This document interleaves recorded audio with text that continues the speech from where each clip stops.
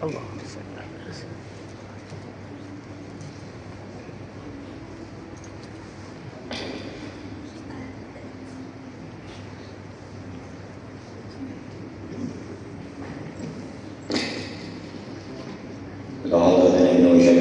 سيدنا محمد بن عبد الله صلى الله عليه وسلم وعلى الكرام الفاتحة.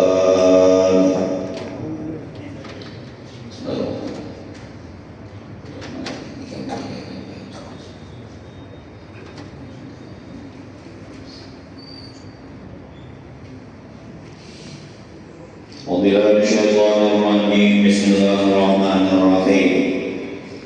الحمد لله الملك المتعالى المنزه الشركاء والأمثال أحمد سبحانه وتعالى على كل حال. أشهد أن لا إله إلا الله وحده لا شريك له شهادة تصدق القلب واللسان وسالم الأعمال.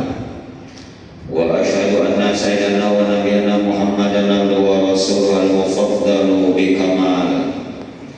اللهم صل وسلم وبارك على سيدنا وحبيبنا وشفيعنا وقرة أعيننا محمد وعلى آله وصحبه ومن تبعهم بالغدو والآصال. أما بعد.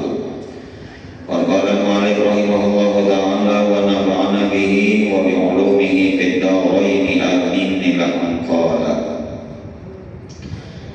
Masih bersama kita Kitab Lubabul Hadis dari Imam As-Suyuti berisi tentang hadis-hadis Rasulullah Sallallahu Alaihi Wasallam yang berisi tentang motivasi semangat agar kita gairah di dalam melaksanakan ibadah dan ketaatan kepada Allah Subhanahu wa Ta'ala. Masih hadis-hadis tentang fadilah dan keutamaan ilmu dan kelebihan serta kemuliaan orang-orang yang diberikan Allah ilmu. Wa qala sallallahu alaihi wasallam, dan telah bersabda Rasulullah sallallahu alaihi wasallam, man intakhala liyata'allama ilman ghufira lahu qabla an yakhtuwa. Barang siapa yang berangkat, intaqala artinya berpindah, tapi diartikan dengan berangkat. Barang siapa yang berangkat artinya pulang, berpindah dari satu tempat ke tempat yang lain, berangkat, pergi. Dia ta'allama, tujuan dia berangkat tadi untuk belajar ilman, akan suatu ilmu. Ilmu apa? Ilmu agama. Dalam syarahnya minal ulumi syar'iyah, di antara ilmu syariat. Jadi orang yang berangkat, berpindah dari satu tempat ke tempat yang lain, pergi berangkat untuk belajar akan suatu ilmu agama. Jadi bukan hanya berangkat saja, bukan hanya nanti belajar ilmu biasa, tapi ilmu agama. Maka fadilah dan keutamaannya kata Rasulullah, ghufira lahu, niscaya diampuni baginya dosa-dosanya, qabla ayyakhtuwa, sebelum dia melangkah. Jadi belum laginya melangkah sudah diampuni dosa-dosanya. Dosa-dosanya yang mana? Di sini disebutkan ay ma taqaddama min dambihi as-saghairi, yaitu dosa-dosa yang terdahulu, dosa-dosa kecil. Nah, inilah fadilah, keutamaan dan kelebihan menuntut ilmu. Karena ilmu itu mulia, maka apapun wasilah dan tantara untuk mendapatkan kemuliaan juga dimuliakan Allah Subhanahu wa Ta'ala. atas dasar niatnya tadi berangkat untuk belajar ilmu agama, sebelum dia melangkah, dosa-dosanya dan kesalahannya diampuni Allah Subhanahu wa Ta'ala. Luar biasa, mulia benar-benar. Dari dalam kitab apa tuh, dalam usul nama al-wasilah hukmul maqasid. Al-wasilah hukmul maqasid. Perantara itu sama dengan hukumnya dengan yang dituju. Karena yang dituju ilmu itu mulia, istimewa, maka perantara untuk menyampaikan kepada ilmu jadi istimewa juga. Tidak mungkin seseorang bisa hadir di majelis ilmu kalau yang ada tolak, ada berangkat. Nah, ini keutamaan berjalan menuju majelis ilmu dan hadir di majelis ilmu. Walaupun di dalam perkembangan kita sekarang ilmu itu sangat mudah kita dapatkan. Sambil berlapah aja di rumah dapat, ya lah. Nah, ya ada. Kami di rumah aja. Biar gak ada sing selawaran gitu. Mbak menit handphone. Live ada, hendak live streaming, ada di pengajian suku kita di Banjar ini banyak mana live streamingnya bagi suku Jumat di masjid mana aja pengen buka, asal ada kuota internetnya ya buka. Nah, sambil berambah aja di rumah dapat juga ilmu, cuma kada dapat keutamaan berjalan tadi kada dapat, amun ilmunya dapat. Tapi fadilah keutamaan berjalan tadi itu ada.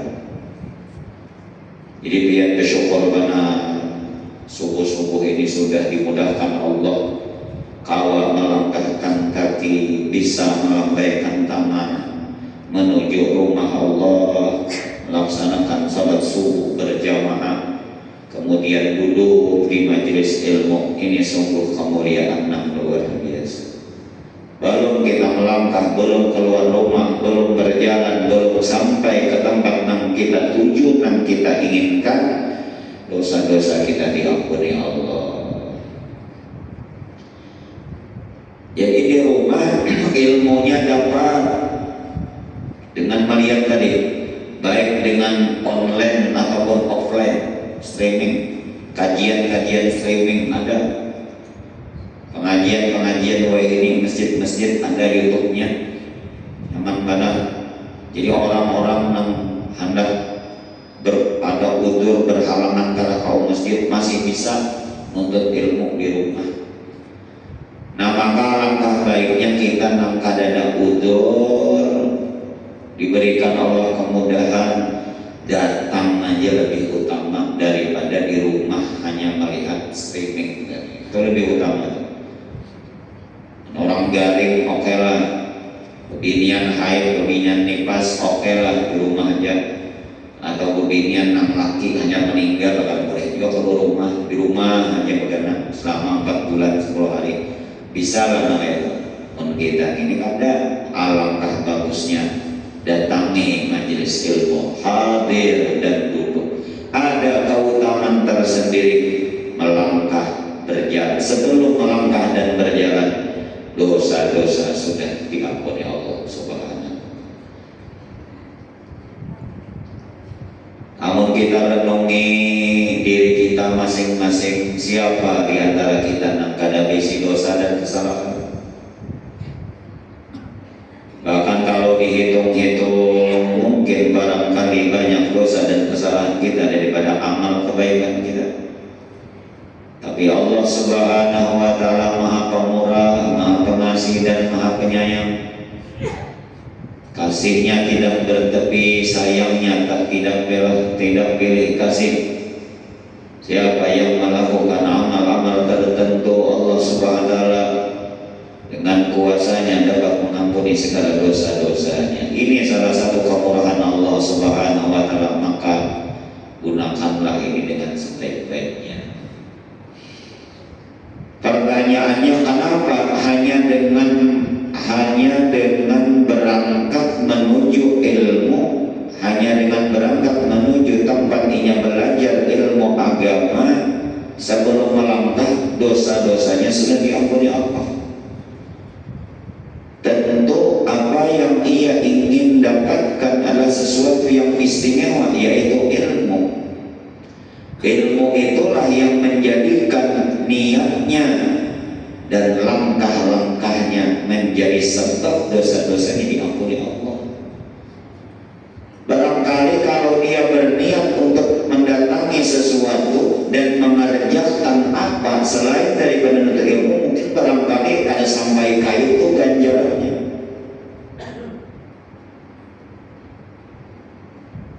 Berangkat jua mulai rumah, tulang jua mulai tempat tinggalnya, berjalan jua menuju tempat sesuatu. Tapi mungkin di situ menuntut ilmu, tapi lain ilmu agama. Kadang angka ini mungkin pahalanya. Aku anak wadah keamang butuh aja, bapak dan belajar tahu ya. Nah bisa ada sama pahalanya nih apa? Paling pahalanya silaturahim.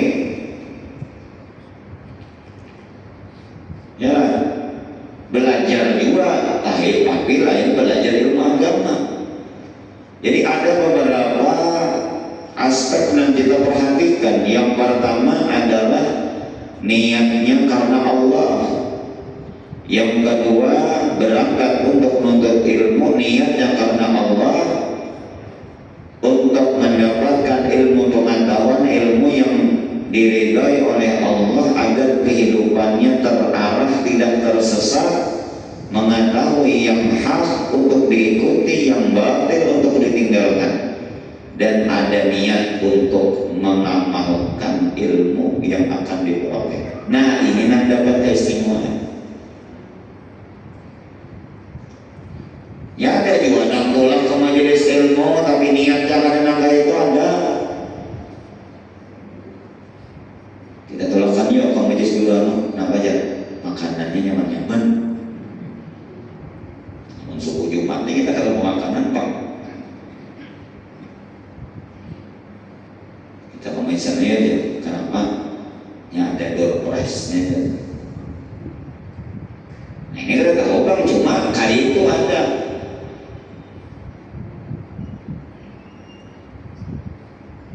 Kita hadir kamis dulu aja. Kenapa? Karena limbahnya berpotongan laut sendiri. Macam-macam niat kan. Nah ini yang punya ada niat yang bujur-bujur mencari Allah, lillahi ta'ala, kada dapatnya. Jadi bukan asal pulang, asal berangkat, bukan hanya ini. Bahkan kadang-kadang dari jauh-jauh hari sudah kita rencanakan hendak hadir di majelis guru ini, di majelis guru itu, jauh-jauh hari sudah kita atur rencana-rencana kita, jadwal kita, jangan sampai tabrakan sudah diatur. Bagus karena sudah niat. Sekalinya nih pas sampai di majelis, ya Allah, bukan ilmu yang didapat gibah aja, perkumpulan lawan kawan memandiri orang. Nah ini ada beberapa hal yang diperhatikan. Jadi yang dimaksud oleh Rasulullah, barang siapa yang berangkat, pertama niatnya memang mencari ridha Allah, niatnya semata-mata menuntut ilmu supaya hidupnya terarah, terbimbing. Ilmu yang didapat diniatkan untuk diamalkan. Maka kalau sudah syarat-syaratnya terpenuhi, sebelum melangkah dosa-dosanya diampuni Allah Subhanahu wa ta'ala. Begitu mulia, begitu istimewa, begitu besar pahala yang Allah berikan bagi siapa yang ingin berangkat untuk menuntut ilmu. Sampai-sampai dia sebelum melangkah dosa-dosa dan kesalahannya diampuni Allah. Tentu ilmu itu mulia dan istimewa. Kenapa? Karena dikatakan dalam hadis Rasulullah, barang siapa yang memudahkan jalannya untuk menuntut ilmu, Allah mudahkan jalannya menuju surga. Pertimbangan yang pertama, kenapa orang berangkat menuntut ilmu sebelum melangkah dosanya diampuni menuju surga. Surga itu adalah tempat yang paling bersih, tempat yang paling suci. Maka orang yang cagar menempati surga, orang yang kada berisi dosa. Orang beriman juga adalah bila ada dosa biar sedikit, kada harapan masuk surga sebelum ia dibersihkan dan disucikan dulu. Karena surga adalah tempat yang bersih. Maka oleh karena itu dosa-dosa orang tadi diampuni Allah, dia mudah baginya menuju surga. Man salaka tariqan yaltamisu fihi ilman, barang siapa yang memasuki akan suatu jalan yaltamisu fihi ilman, yang ia cari di dalam jalan itu adalah ilmu agama, sahalallahu lahu bihi tariqan ilal jannah, maka Allah mudahkan baginya dengan sebab dia masuk jalan itu, jalan menuju surga. Ujar Abah Guru dulu, hendak melihat di ahli surga di dunia, dia di orang yang menuntut ilmu. Mudah-mudahan Allah Ta'ala jadikan kita orang yang menuntut ilmu. Yang kedua, ilmu tentu lebih mulia, lebih istimewa. Maka oleh karena itu semua perantara untuk mendapatkan ilmu, termasuk berangkat menuju ilmu, dimuliakan Allah. Karena orang yang menuntut ilmu berada di jalan Allah. Man kharaja li talibil ilmi, man kharaja li talabil ilmi fahuwa fi sabilillahi hatta yarji'a. Barang siapa yang keluar rumah berangkat untuk menuntut ilmu, maka dia berada di jalan Allah. Diumpamakan orang yang berada di jalan Allah, pahalanya banyak, luar biasa. Yang ketiga, kenapa ilmu begitu mulia sampai orang yang hendak mendatanginya dosa-dosanya diampuni Allah? Yang kedua, karena ilmu menyampaikan kita makrifat kepada Allah. Dengan ilmu tahu yang hak, yang batil. Dengan ilmu tahu nakayapa bujur, benar dan sahnya ibadah, yang menyebabkan rusaknya ibadah, yang menyebabkan batalnya ibadah. Tahu dengan apa? Ilmu. Orang yang menurut ilmu hidupnya hendak diatur oleh Allah dan Rasulnya, lalunya mulia. Kadang kemuliaan melebihi daripada makrifat dan mengenal Allah Subhanahu wa Ta'ala. Nah, itulah. Nah, dari beberapa pertimbangan itulah sehingga wasilah perantara untuk mendapatkan ilmu juga dimuliakan Allah Subhanahu wa Ta'ala. Sampai disebutkan di dalam hadis, para malaikat saja rela menghamparkan sayap-sayap mereka untuk diinjak dan dilewati orang menuntut ilmu. Mulianya, mulia benar, luar biasa. Kira-kira pun kita berjalan menuju tempat bukan menuntut ilmu, niat kita bukan menuntut ilmu, kada harapan malaikat akan menghamparkan sayapnya.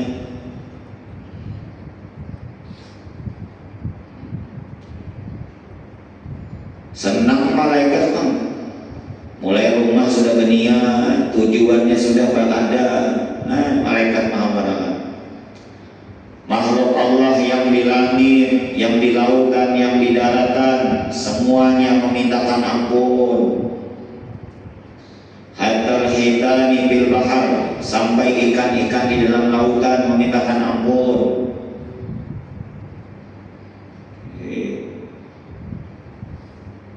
Jadi jawabannya di waktu bisa beristighfar aja, bisa nyawa jadi kadang. Semua makhluk Allah yang di langit, yang di daratan itu bertasbih kepada Allah dan beristighfar. Kodok yang bisa juga bertasbih, ya Rasulullah. Kodok kan bisa bertasbih. Lalu sahabat katakan kayak apa kodok bertasbih? bunyinya itu tasbihnya, cuma kita kada paham. Wah ini kondok dijadikan umpan iwak.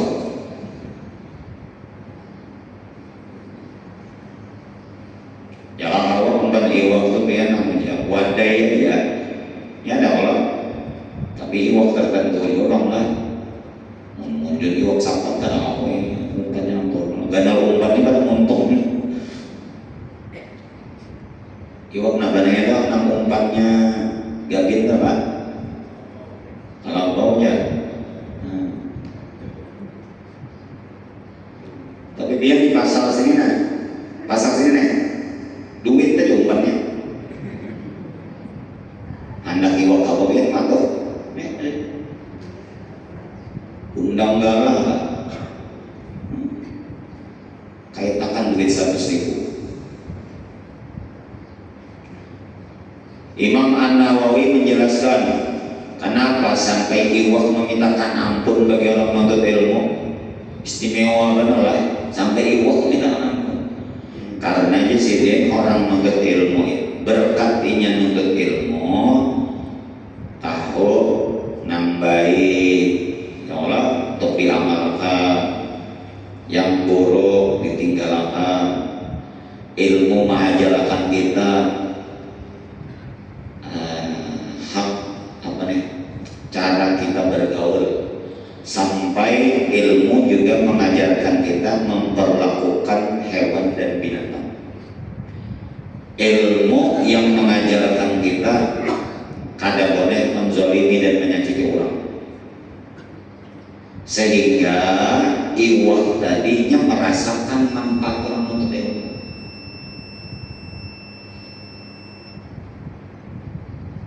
Ilmu untuk diamalkan bang. Karena ilmu itu, di antara ilmu tuh Rasulullah SAW mengajarkan bahaya menzalimi orang. Jangan manusia dizalimi, binatang jadi dizalimi bahaya. Ini kita ini misalnya bisi keledai, kan orang bahari keledai itu untuk angkutan.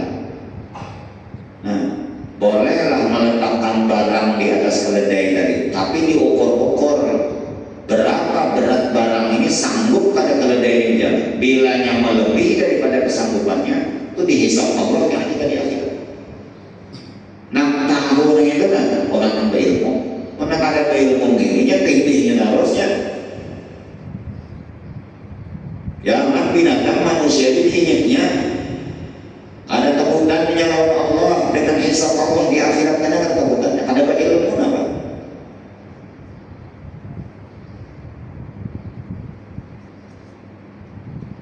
Imam Al-Ghazali limbah sidin meninggal, tetangga sidin bermimpi berdapatan lawan Imam Al-Ghazali, bertakun, wahai Imam Al-Ghazali, bagaimana keadaan dia di akhirat? Dia sidin, Allah Ta'ala memasukkan aku dalam surga. Dengan sebab apa biar wahai Imam Ghazali masuk surga? Jawaban Imam Ghazali apa? Dengan sebab aku memberikan kesempatan seekor lalat minum tinta yang berada di atas pulpenku ketika hendak menulis kitab. Jadi orang bahari nulis kitab itu kan kayak kita pulpen wah ini mah ada becoloknya. Ini kolam-kolamnya ini nih. Dicolokkan ke tinta, hidrof namanya tintanya. Colok. Nah, hendak menulis sedikit. Pas hendak menulis, cairan tinta yang melekat menempel di ujung pulpen tadi, tiba-tiba seekor lalat hinggap saya. Begana Imam Ghazali ini kadang kerusakan menulis. Kenapa? Aku di sini kasihan bila aku bergerak buka lalat tadi, inya baru puas jadi minum.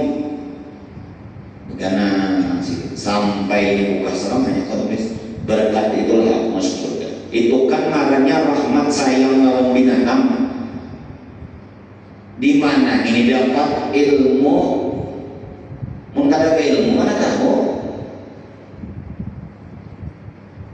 Salah satu kerabat keluarga Sayyidina Umar, setelah wafatnya Sayyidina Umar, dia bermimpi ketemu Sayyidina Umar dalam mimpinya dan bertanya, wahai Umar, bagaimana keadaanmu di di surga, bagaimana keadaanmu di akhirat? Ujar Umar, Allah Ta'ala masukkan aku dalam surga. Dengan sebab apa wahai Sayyidina Umar kau masuk surga? Bi rahmatil usfur, karena sebab aku menyayangi seekor burung. Waktu Sayyidina Umar berjalan melihat kekanakan memulai burung, karena kan bilanya burungnya kalau mati, tampihnya hendak dilepas dia burung pulang, ditokari oleh Sayyidina Umar. Burung tadi tiba ditokari, dilepaskan sedikit, kesian aku sini, kalau dirinya mati. Dengan sebab itulah aku masuk surga. Di mana ini dapat ilmu?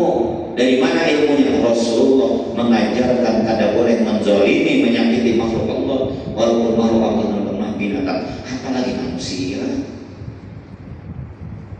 Jadi dengan hadirnya di garis ilmu, tahu kayak apa rahmat berkasih sayang kepada makhluk Allah, kada zalim lawan orang, ya kan, kadang melakukan kerusakan alam sehingga semua makhluk binatang merasakan itu, lalu mereka memintakan ampun, termasuk ikan-ikan dalam.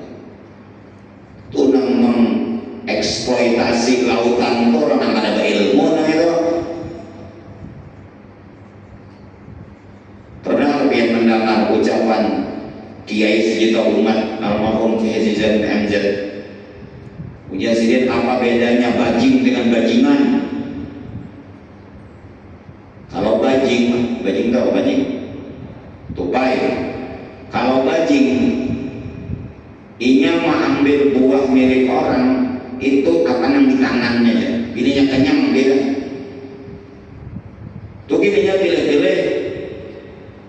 Yang diberikan Allah kelebihan penciuman, diciumnya tidak nyaman, tidak masak, hanya dimakan kadang ngadir. Di babaknya habis kagak. Coba bajingan, hutan Kalimantan gundul, bajingan benar, banjir di sana kita di sana. Buat bajingan enggak? Ada tahu ilmunya. Oh, ini perbuatannya merusak alam sehingga ekosistem rusak, hewan-hewan akhirnya tidak ada lagi tempat mereka untuk tinggal. Air tidak ada lagi yang menampung. Banyuwangi ini pun tidak ada lagi menampungnya, masuk ke dalam rumah kita ini. Ini sebab ulah siapa nih? Orang-orang yang kada ada ilmu, kada tahu. Nah, kita disuruhnya tebang pilih, ingat tebang berai. Lu ingat dulu waktu sekolah SD dulu, untuk melestarikan hutan ya, nah, ada pilihannya tebang pilih. Ya. Bila sudah menebang reboisasi, itu kita aja hubungan bajingan apa disikatinya. Nah, sehingga kata Imam An-Nawawi dalam sebuah hadis itu Rasulullah menyatakan hatta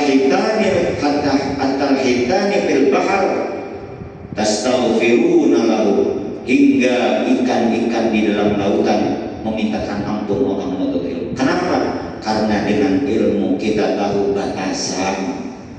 Ilmu mengajarkan kita kada boleh menzalimi orang, sampai kada boleh menzalimi makhluk Allah yang lemah binatang. Nabi SAW bersabda, udzibat imra'atun bi hirratin amsakatha. Ada seorang wanita diadab Allah di akhirat nanti karena sebab seekor kucing. Ada dalam hadis Imam Bukhari. Gara-gara kucing aja jadi diadab Allah di neraka. Kada tahu ilmunya. Kucing tadi dikurungnya, amsakatha, palang ke MH, kada diberinya makan juga, sudah dikurung, kada diberi makan, hatta matat minal ju', hingga kucing tadi mati kelaparan. Diadab Allah.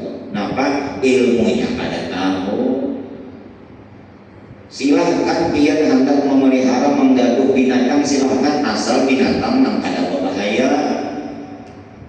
Jangan menggaduh singa kan. Ular harus saja, ular harus. Apalagi buaya darat kok mengalih aja menggaduh.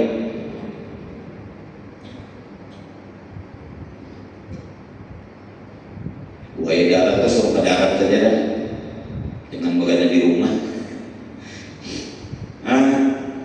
burung, silahkan, tapi harus tahu ilmunya. Apa ilmunya? Diperhatikan makanannya. Itu mengganggu binatang, tapi dikurung, diberi makan kadang jadi dosa. Nah, oleh karena itu kata Al-Imam An-Nawawi, semua binatang merasakan kebaikan orang menuntut ilmu sehingga mereka memintakan ampun kepada Allah. Hebat, mulia menuntut ilmu. Ada lagi yang menjelaskan bahwa yang dimaksud dengan semua makhluk Allah, baik yang di lautan maupun di daratan, sampai ikan-ikan di lautan memintakan ampun orang menuntut ilmu, itu makna hakiki, makna sebenarnya. Jadi saking istimewanya sampai iwak aja yang memintakan ampun bersuaranya. Wah, itu.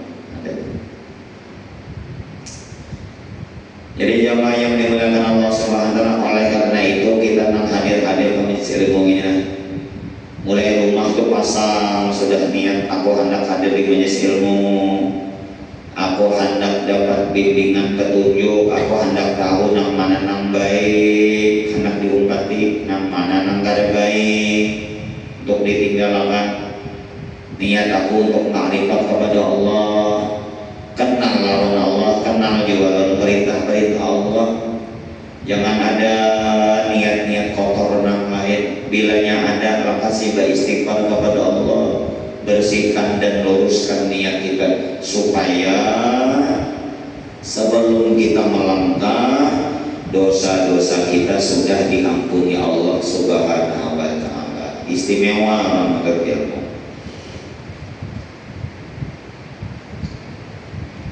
Orang dahulu lah, kayak seperti Al-Imam Nawawi, para ulama dulu, apabila mereka ingin hadir ke majelis ilmu, di jalan berjalan itu mereka menuju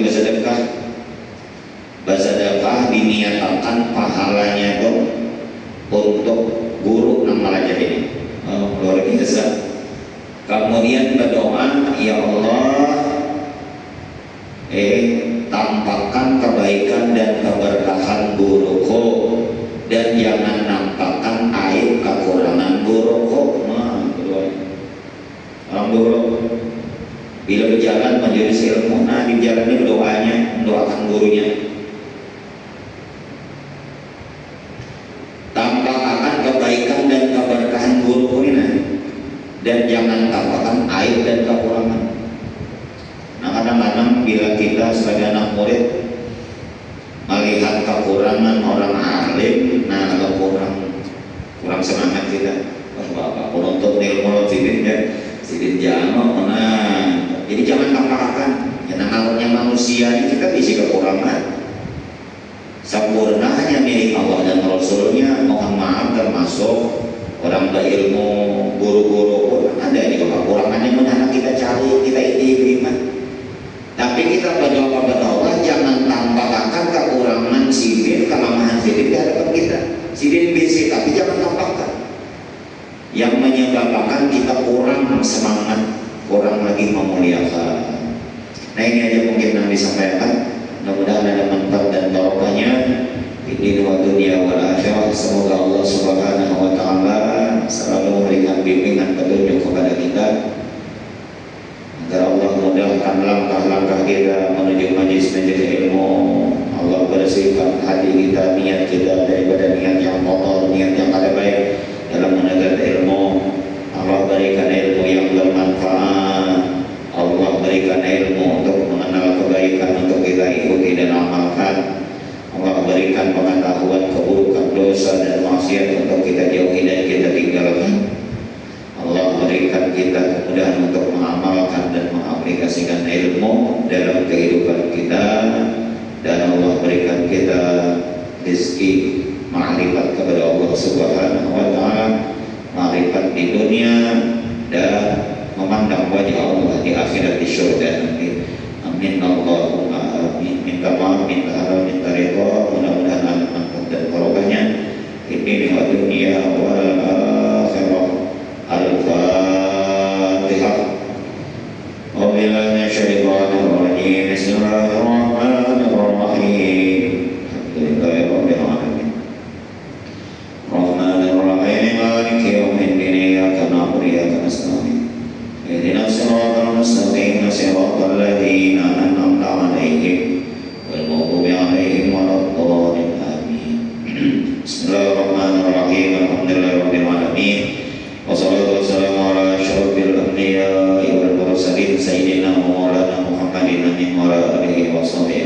الدين اللهم إنا نسألك مما سألك من عبدك نبيك سيدنا محمد صلى الله عليه وسلم ونعوذ بك من شر ما استعاذك من عبدك نبيك سيدنا محمد صلى الله عليه وسلم وأنت المستعان وإليك البلاغ ولا حول ولا قوة إلا بالله العلي العظيم ربنا تقبل منا صلاتنا وصيامنا وقيامنا وركوعنا وسجودنا وتخشعنا وتدرعنا وتعاملنا تكسلنا يا الله يا أرحم الراحمين اللهم انفعنا بما علمتنا وعلمنا ما ينفعنا وزدنا علما الحمد لله على كل حال ونعوذ بالله من أحوال أهل النار اللهم إنا نسألك علما نافعا وعملا متقبلا ورزقا وحلالا ونشفا من كل داء اللهم إنا نسألك فهم النبيين وحق المرسلين والحمد الملائكة المقربين يا ربنا يا كريم يا ربنا يا رحيم ربنا تقبل منا إنك أنت السميع العليم إنك أنت التواب الرحيم ربنا آتنا في الدنيا حسنة وفي الآخرة حسنة وقنا عذاب النار وصلى الله